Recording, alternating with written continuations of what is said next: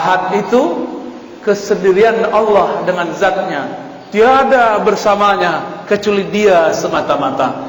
Tiada insan, tiada ar-razi, tiada masjid ini, tiada kecuali hanya dia. Maka disebutlah ahad itu namanya yang qadim. Nama apa?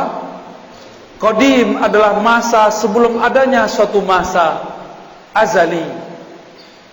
Alam kita sekarang disebut dengan alam nyata, alam ciptaan, masa ciptaan. Ini dia. Sebelum alam ini ada namanya azali, sebelum azali ada namanya qadim. Jadi tahu beda qadim dengan azali? Karena beberapa ustadz di pesantren pun bingung apa beda qadim dan azali.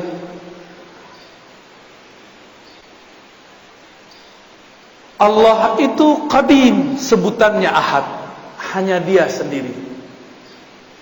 Qadim berarti ma la yasbikuhu ahadun, ma la yasbikuhu adamun.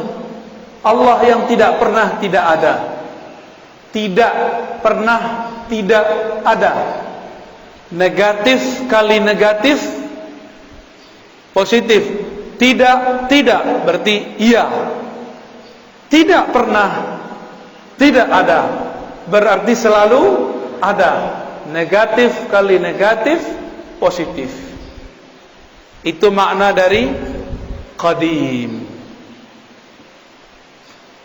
Maka ahad adalah sifat Allah, sifat zatnya dan sifat salbiyahnya. Apa arti salbiyah? Sifat yang menafikan yang tidak pantas kepada Allah Subhanahu wa ta'ala. Tapi lebih tepat kita artikan yang pertama. Inilah sifat zatnya, dia hanya sendiri. Inilah kalam dari Abu Dzar yang dia dapatkan dari riwayat-riwayat Imam Bukhari. Imam Bukhari dapat dari Abu Musa al-Ash'ari, kakek dari Imam Ash'ari. Abu Musa al-Ash'ari radhiyallahu anhu bertanya, "Wahai Rasulullah, kaifa kana rabbuna?" Bagaimanakah sebenarnya hakikat Tuhan kita? Jadi memang wajar Imam Ash'ari kemudian jadi imam ahli akidah karena kakeknya dulu bertanya akidah. Jadi genetik DNA itu memang suatu hal yang sangat normal. Jangan-jangan Bapak Ibu ini jadi orang soleh sekarang karena doa orang terdahulu. Jangan sok soleh dulu. Jangan-jangan ini berkah dari mereka. Alhamdulillah. Doakan mereka. Maka kita selalu mengatakan Allahumma ighfir lana wa li abaina wa ummahatina. Ya Allah, ampunkan kami dan kakek-kakek kami, orang tua kami, nenek-nenek kami, ibu-ibu kami. Siapa tahu berkah doa mereka kita bisa bangun subuh pagi ini. Alhamdulillahi rabbil alamin. Abu Musa bertanya, mengagetkan tentunya. Tapi bagi Rasulullah girang. Kenapa? Ada sahabatnya yang bertanya yang canggih. Nabi jawab, kana Allah wa la syai'a ma'ah. Itulah makna ahad. Kana Allah, Allah ada. Kana itu bentuk lain daripada kana kainan, kana maujudan. Dia ada. Disitulah muncul kata wujud, ada dalam hadis tapi tersirat. Yang mengerti ahli akidah, orang cuma ngerti bahasa Arab tidak faham. Maka ada orang mengatakan tidak ada wujud dalam Al-Quran. Betul, tapi secara makna ada. Itu maksud orang yang ngomong gini. Cuma dipelintir oleh sebagian orang supaya mengadu umat dengan tokoh-tokohnya. Saya memang mengkritisi beliau, tapi saya juga mengkritisnya secara jujur. Haram mempelintir kata-kata kalau belum selesai kalimatnya. Kritiklah dia, tapi jangan mengkritiknya dengan berbohong atas namanya. Apa kata Nabi? Kana Allah wa la syai'a ma'ah. Dia ada, tiada satupun bersamanya. Dia ada, tiada Ahmad. Dia ada, tiada Muhammad. Dia ada, tiada alam. Dia tiada ada, kita belum ada. Belum ada langit, belum ada bumi, belum ada arash, belum ada solat, belum ada zakat, belum ada doa. Belum ada.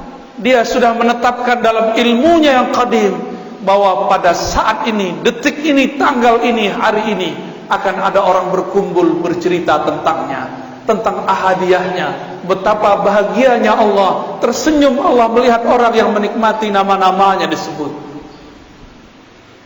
Paham tidak paham, dia ridha. Inilah yang dikatakan Nabi, jika engkau melewati suatu taman-taman surga, farta'u, petiklah. Apakah itu taman surga wahai Rasulullah? Majelis-majelis zikir. Zikir itu ada zikir menyebut namanya, ada zikir mempelajari sifat-sifatnya. Inilah kajian akidah dan tauhid. Bahkan lebih tinggi kajian menyebut sifatnya daripada hanya menyebut-nyebut namanya. Orang-orang yang mengerti sifat Allah, makamnya lebih tinggi di sisi Allah daripada orang yang hanya mengenal namanya. Seperti orang yang tahu nama seseorang tapi tidak tahu siapa yang punya nama. Bapak Ibu jamaah subuh di hari Jumat, hari Kamis, apa Jumat? Hari Jumat berkumpul dalam pagi ini dua keberkahan, barakatus sabah, barakatul Jumat. Keberkahan subuh, keberkahan Jumat. Jadi Ahad, apa arti Ahad? Esa, dia dengan kesendiriannya, tiada alam, tiada surga, tiada neraka, tiada Ahad kecualilah ia saja, tiada Ahmad kecuali setelah ia hembuskan. Baru kalau faham Ahad, berarti Allah perlu kita enggak? Allah sekarang masih Ahad enggak? Alam dicipta, Allah masih Ahad enggak? Berarti Allah masih sendiri? Jadi hanya Allah yang boleh jomblo, antum enggak boleh jomblo. Allah itu maha jomblo, maha sendiri. Itulah tanda zat yang sempurna. Kenapa kita perlu menikah, perlu teman? Karena kita tidak sempurna. Allah tidak perlu semua itu karena dia maha sempurna. Itulah alif lam dalam lafaz Allah. Kenapa saya jatuh cinta? Karena saya tidak sempurna. Saya butuh objek yang dicintai dan butuh orang yang mencintai. Allah mencinta karena dia bukan benda, dia bukan hanya sifat, dia zat yang maha sempurna. Semua cinta darinya. Jika disebut dia mencintai seseorang, mencintai sekelompok, berarti Allah memberikan, memancarkan kesempurnaannya kepada orang itu. Bukan berarti Allah memerlukan orang itu. Itulah beda kata cinta pada Allah dengan cinta pada kita. Allah mengatakan innallaha yuhibbut tawwabin. Allah mencintai orang-orang yang taubat berkali-kali. Artinya Allah akan memantulkan kesempurnaan ampunannya pada orang yang bertobat. Ini disebut dengan tauhid ahadiyah. Apa namanya?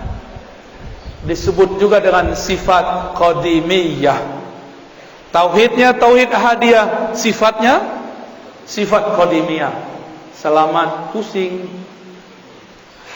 Kok baca istilah ini, saya udah kurangin istilahnya, udah didiskon. Ya, udah didiskon nih Bapak Ibu ini. Udah rukhsah, ya. Yaudahlah kalau enggak hafal istilah, cukup katakan ahad, hanya dia. Itulah yang kita baca ba'da salat. La ilaha illallah wahdahu la syarikalah. Lahul mulku wa lahul hamdu yuhyi wa yumiit wa huwa ala kulli syai'in qadir. Tiada yang berhak disembah kecuali Allah. Wahdahu la syarikalah. Dialah satu-satunya, tiada sesuatu di sampingnya. Tiada sesuatu yang berserikat dengannya. Apa maknanya? Allah kirim Jibril bukan berarti ia butuh Jibril. Jibril yang perlu dikhidmahkan oleh Allah. Allah kirim Mikail untuk mengantarkan rezeki. Bukan Mikail membantu Allah, justru Mikail terbantu karena berkhidmah kepada wali-wali Allah. Mikail membantu Allah atau membantu kekasih Allah? Membantu hamba Allah. Ya, Mikail tugasnya menghantarkan rezeki. Benar. Untuk Allah atau untuk hamba Allah? Jadi Allah perlu Mikail atau Mikail perlu Allah? Mikail perlu Allah.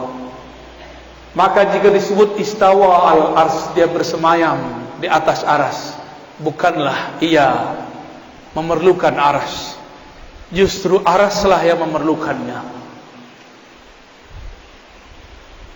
Kalau bahasa aras itu ilmunya ilmu mi'raj. Semoga nanti ada ustadz yang menjelaskan tentang hakikat mi'raj di sini.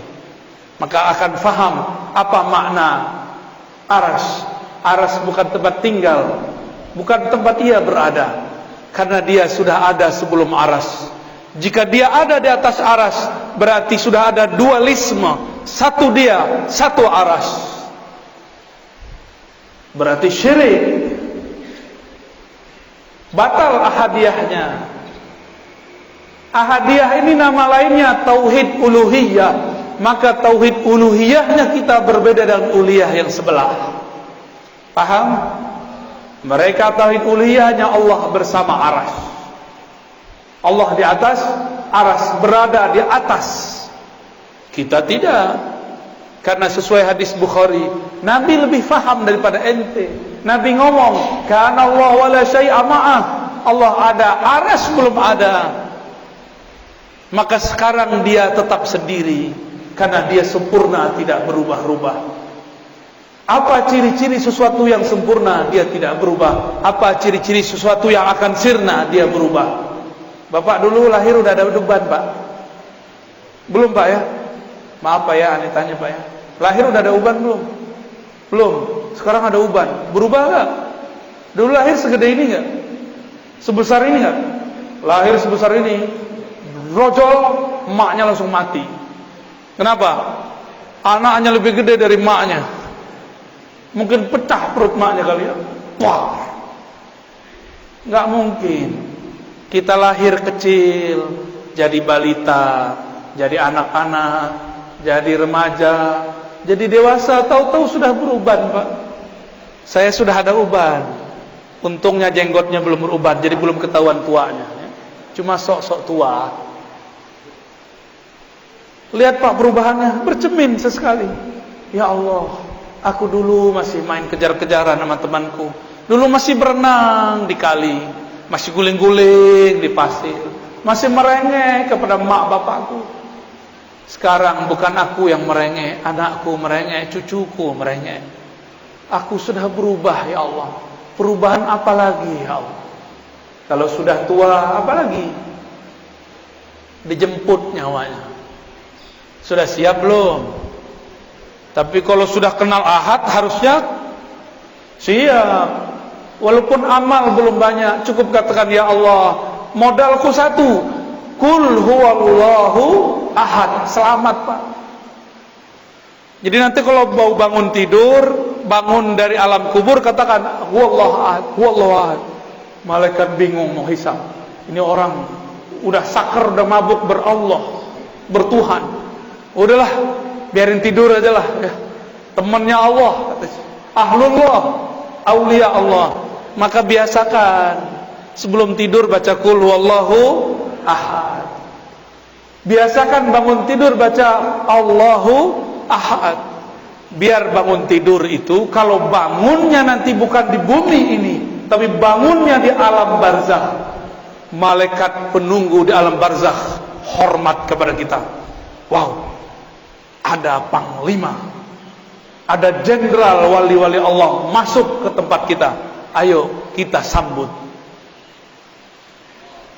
Mau tidur wajib baca qul, bangun baca Allah ahad, Allah ahad, baru baca doa. Ya. Bapak nggak percaya nanti protes kalau udah meninggal ya. Gimana cara protesnya? Bisa Pak, datangin saya lewat mimpi. Kalau diizinin, biasanya nggak diizinin Pak. Cukup kata malaikat. Malaikat mau nanya, man rabbuka? Kita udah bilang Allah ahad, Allah ahad, Allah ahad, Allah ahad. Bingung malaikat mau nanya, ilmunya lebih tinggi dariku, kata malaikat. Mungkar nakir itu tugasnya cuma mengatakan man rabbuk. Man nabiyuk? Siapa Rabbmu? Siapa nabimu? Dua aja tugasnya. Tapi sebelum itu lamanya bukan main. Antara dia dimatikan dan dia dikuburkan, dari dikuburkan sampai ditanya man rabbuka, lamanya bukan main. Gak bisa langsung ketemu Allah, Pak. Enak amat langsung ketemu Allah. Kalau gitu saya mau mati langsung aja ya. Gak mudah. Kecuali wali. Wali itu diizinkan. Bapak Ibu yang dimuliakan Allah, itulah tauhid ahadiyah. Tauhid apa? Gampang ya. Dalam ahadiyah terhimpun sifat zatiyah, nafsiyah, dan sifat salbiyah. Allahus Samad, ini yang terakhir ya. Tapi sebenarnya kalau diterusin masih banyak tuh, ada 3 ayat lagi ya. Allahus Samad, Allah lah tempat semua makhluk bergantung. As-Samad inilah sifat ma'ani, disebut tauhid samadiyah. Itulah yang disebut ilmun hayat sama basar ya. Kalam, qadir, yani kudrah, iradah, itu dia di Samad. Allahus Samad artinya semua dari kita, bahkan satu helai di tubuh kita memerlukan campur tangannya. Yang menumbuhkan rambut Allah atau kita? Yang mengedipkan mata kita apa Allah? Yang mendenyutkan jantung Allah apa kita? Beneran? Coba kedipin matanya. Ting. Tuh, nggak kedip. Kedipin matanya, Pak. Bisa? Tuh, jadi kaku kan? Selama ini antum sadar atau tidak mata berkedip? Nggak sadar kan? Itu yang sadar Allah. Jadi kita udah lupa sama mata kita, Allah nggak lupa untuk menggerakkan mata kita. Coba tanya dokter, kalau mata nggak kedip gimana? Rusak mata kita. Ingat nggak Pak, jantungnya denyut, berdetak? Nggak ingat. Kita nggak sempet hatta tanya tuh dokter, Pak dokter, Bu dokter, kamu ngurus jantungmu nggak? Bilang ke jantungmu, tung, berdenyut yang biasa dong. Pas ketemu kekasih, dia deg-degan, duh. Kita ngomong ke jantung, tung, yang tenang, tung. Gak bisa, dia bergerak terus. Karena bukan kitalah yang mendenyutkan satu denyutan dalam jantung. Allah Subhanahu. Maka kita gak sadar alam yang dalam tubuh ini bergerak. Apakah Bapak Ibu yang mengalirkan darah ke ujung jari, darah ke ujung rambut, ujung kepala ya, rambut kita kan tumbuh di kepala. Di kepala itu ada darah pastinya. Jika dia tersumbat jadilah uban. Jadi itu udah alarm itu Pak. Bukan nakut-nakutin Pak, emang ini menakutkan ya. Selamat ketakutan. Allahus Samad. Jangankan alam semesta ini, tubuh yang kecil ini 100% semua adalah pancaran dari Samadnya. Maka kita ini tiada hidup kecuali karena Allahus Samad. Dalam As-Samad itu adalah berkata kun. Jika dia berkehendak, dia berkata kun. Dua sifat ini, ahadiyah, samadiyah, itu gabungan jadi sifat 20. Gampang toh? Tuh khatam langsung sifat 20. Cuma detailnya belum. Mahal itu Pak. Mahalnya tidak dapat dibeli, tapi karena sayang dikasih jua. Alhamdulillah Rabbil Alamin.